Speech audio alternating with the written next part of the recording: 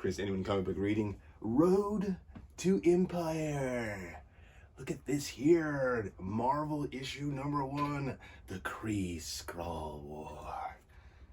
I've always been a little bit distant with the Kree-Skrull War, but today, this day was Friday, and I was like, no new comic books are coming in. Let's go see what else there is. Because of course I have access to the store I frequent, because I'm a baller. Not because it's just like I frequent the store, so the guy knows me and we know each other, and sure, I'll let you in. But I saw this, I found this, seemed like, let's check it out. And upon reading it, I realized this is pretty much an origin story. I love me good origins. Pause. Read it. Yeah. So, here we are.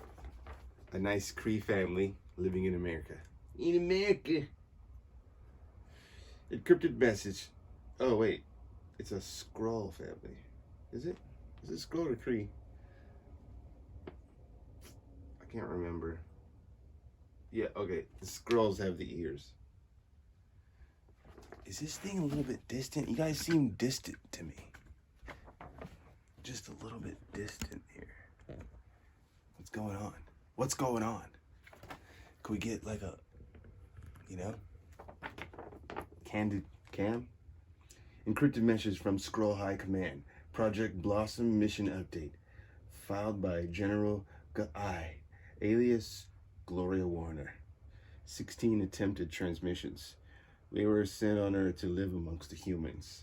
My mate, Colonel Clur, alias Carl Warner, and I formed a family unit raising our offspring on this planet. Madison, Alice, and Ivy. Perfect daughters. Perfect soldiers.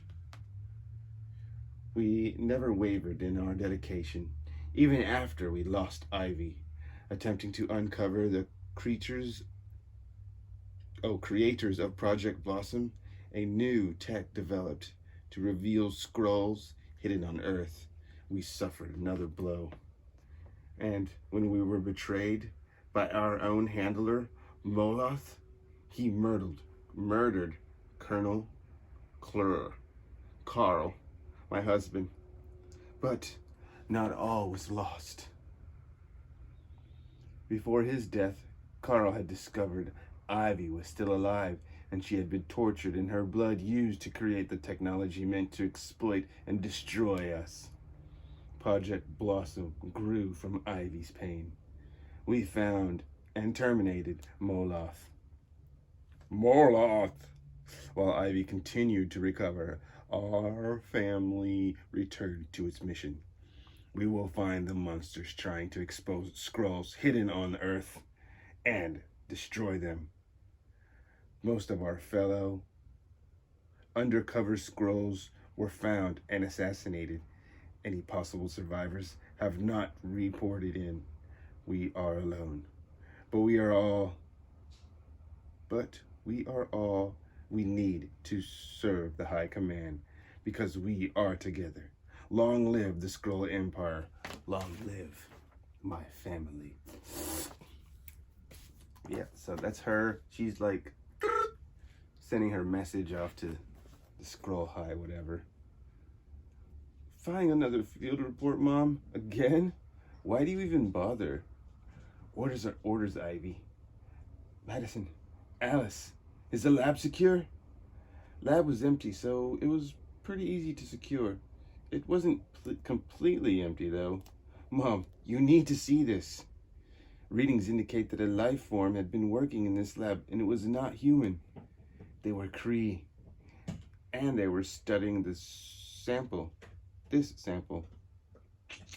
was a part of a Project Blossom. It was something they found in the field recently. Is that what I think it is? What is it? You never do your homework, Skrull or human homework. Shut up, Alice. That is what I get for raising my child on Earth. Alice is right, Madison. This sample here is a part of our history. It's a part of what we stand for and why the war started between the Kree and Skrulls.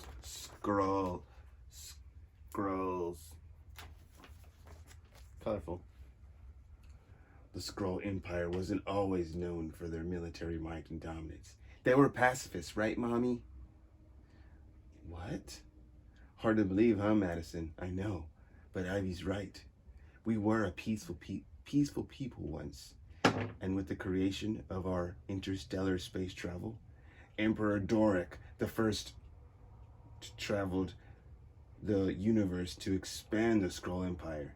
He conquered each planet, but not through battle, through trade. Dorrek offered Skrull technology in exchange for resources and fealty. I forgot to look that word up. Fealty?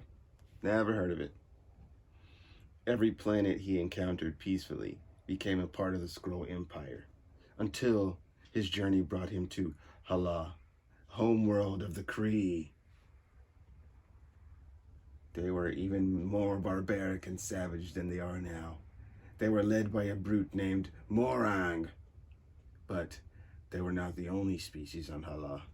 The Cotati had evolved there as well, a plant species that lived in harmony with the environment. They communicated via telepathy, and they were as peaceful just like the Skrulls. In order to determine the dominant species on Hala, the new trading partners, Emperor Dorrek proposed a contest. He transported a party from each species to an isolated moon.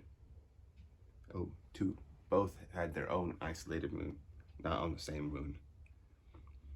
Each would be armed with the best of Skrull technology. After 1 year of the isolation, whoever had created the most with the gifts that they were given would be deemed rulers of Hala, and then the planet would be welcome to the Skrull Empire. Why would it have to be like, who's the strongest here? I must know, or else you guys aren't welcome. It was your fault. Stupid. The Cotati wished to learn and grow, so they accepted. 17 of their kind were left on the remote moon. Morang was determined to win this contest for the Kree. They were taken to the Earth's moon, weren't they? That's right, Ivy. 17 Kree built a gargantuan city with their bare hands, a monument to the brute strength merged with the superior Skrull technology. On their journey back to Hala, Morang and the Kree believed that they were clear winners of the contest. But the Cotati had not built a city or a monument to Skrull technology. Instead, they pursued peace and harmony, and they grew a garden. A peaceful garden. Fearing his victory was slipping away, and unwilling to live under the Cotati, Morang rallied to the Kree to do what he always does, to kill the Cotati, and they slaughtered the Cotati. But slaughtering the Cotati wasn't enough for the Kree. Dorrek and the Skrulls didn't stand a chance against such blind brute. So the Kree and the Skrull War was born that day. Man, they just like, we don't like this, we're gonna kill everyone. And our people went from peaceful to the greatest fighting force ever known. I mean, the fact that these little green things can turn into a shapeshifter human, that's pretty cool. But I'll probably choose Cotati. Your father and I fought for our people as our parents died before us. It says did, but they also died. As you girls do now, and the battle rages on all over the galaxy, eventually reaching here, Earth. And we're still fighting, Mama. But why? For the Skrull Empire. There is a woman. But you said it yourself. We were once peaceful. Can't we be so again? Ivy, for all we know, the Kree have had this sample to ensure that they could completely wipe the Cotati from existence once and for all. Girls, extract any message from the comms, encrypted or otherwise. I want everything. And run a trace on the Kree. What about the Celestial Messiah? Maybe that sample is from him. Maybe he's family. That's just an old story, Ivy. Now let's get back to the safe house. There's still work to be done. Okay, this is a motel. This is not a safe house. Motels are never safe houses. There's always like a snitch that works in the front desk, or he lives right here. And he was like, they're here, over. Anything, Madison? I may not know history, but I do know encryption. The lab recently received a subspace transmission. It's broken up, but mostly static, but I should have something soon, Mom. That's my girl. What's wrong, Ivy? I'm just tired. Maybe you need some rest. I'm not that kind of tired. The Celestial Messiah was real. Who was he? A chance at something that we've never experienced. Peace. Of course, the oldest daughter, she's always the one like, come on, we have to make a change. We could be different. It started as a story, a prophecy, a perfect human female, the Celestial Madonna, and a Cotati. Their union would produce a Celestial Messiah, and that child would change the course of the universe. Even as the Kree Empire grew more and more powerful, there were pacifists among them living on halal. To the priest Pama, they lived in isolation until one day they collectively heard a voice in their minds. The voice called them, drawing them underground until the voice finally was revealed to them. The Cotati. Morang and the Kree had failed to wipe them out completely. The survivors had moved underground, living in isolation. A bond between the priest and the Cotati was formed, and eventually the priest took the Cotati and planted them all over the universe. Even on Earth, they lived among the plants here, undetected, until the prophecy came true. Mantis? Oh, famous actress Mantis, you know, from Guardians?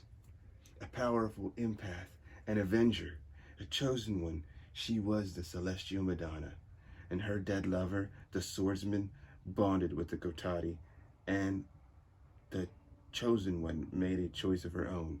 The union bore a son, Sequoia. Koi, as he was known. They raised him in secret on Earth, and he was called like his mother before him. Koi wasn't the only one who'd heard the call, though. Thanos unleashed his Stanai warriors to retrieve the boy, but Earth's heroes intervened. So did Koi change the universe. In his way, he remained out in space, helping restore the area known as the Rot, undoing the damage Thanos had done. Then it was just a story. Maybe the story is still being told. There will be no peace with the Kree, certainly not one brought about by a tree. But Mom, how long can we keep fighting? As long as it takes. I've got something. Tell me what you... Uh-oh. Something just happened. This is a guy. So this guy blew him up or something. But the daughter, she's a heck of a shapeshifter. Look at her shapeshift. And she actually swallowed her family. Ivy, how did you do that? Oh, I mean, thanks for saving us, but that was gross. I've been training, working on getting my shape-shifting back to where it once was. I want to help. Ivy, are you okay? I'm fine, Mom. I'm sorry I snapped at you back there. Hugs later. We've got to move before whoever made us finds out we're not dead. That was the halfway marker. Let's try that again, Madison. Tell me what you found. I tried to Kree. Their last known coordinates are punched into the GPS already. The subspace transmission they received, it only contains 5 words. There are too many gaps between them for full context, but what does it say? Attention, Kree. This is Hulking. Hulking is part Skrull, but clearly talking from his Kree part on that message. Computer, pull up everything you have on Hulking now. Accessing data files on Hulking, also known as Theodore Teddy Altman. Birth origins as follows. More origins. Marvel, also known as Captain Marvel, a Kree warrior who fought alongside the humans. Kolert, also known as the Super-Skrull. During the battle on Earth, Kolert captured Marvel and delivered him to the Skrull Empire. Princess Anelle betrayed her father and joined with Marvel to overthrow the Empire. Their union produced a son. Fearing for her child's safety, Princess Anelle gave him to a handmaiden who spirited the baby away through a subspace wormhole to Earth. Heck of a handmaiden. Oh yeah, my handmaiden, she just has some subspace wormholes she transports babies through. But the handmaiden discovered that Marvel had lost his life to cancer. How are you gonna be? Never mind.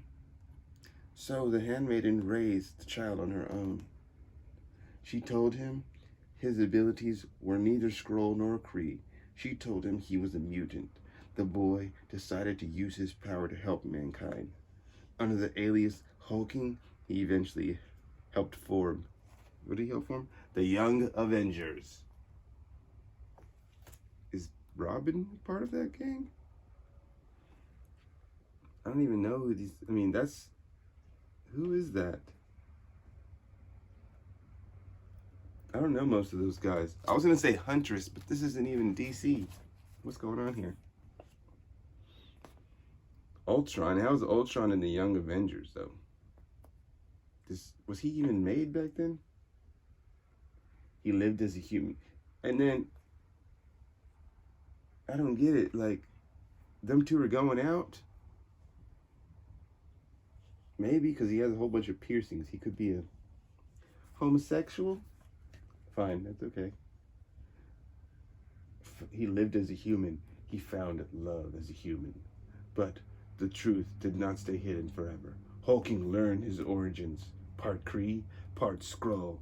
His true allegiance currently unknown. Kind of sad. This zombie right here, zombie on Resurrection, it looks cool, but delayed. It's delayed. We'll see if it comes at the end of the month. Guess his allegiance isn't unknown anymore. He was communicating with the Kree. We don't know what they're communicating about, though. Ivy, the Kree are who they are. They will not stop until our kind is eradicated. And what about us? When will we stop? Mom? Mom, where are we? Oh, she says we're here. There. Target acquired. We kill him, and then what? Ivy, I love you. And you've been through a lot, so much, and clearly you aren't ready to get back into the field. And I don't know what they told you back in captivity, but they didn't tell me anything. No one talked to me for months. This is me talking, Mom. It doesn't have to be like this anymore, Mom. There was once peace. Years ago, life forms from all over the galaxy sent representatives to watch over the trials of the Phoenix. Raksor represented the Skrulls and Abel-Dann the Kree. Even during an agreement upon truce, these two found cause to battle each other. The trial concluded without them. Left alone, they battled for months until finally the Watchers put an end to their fight.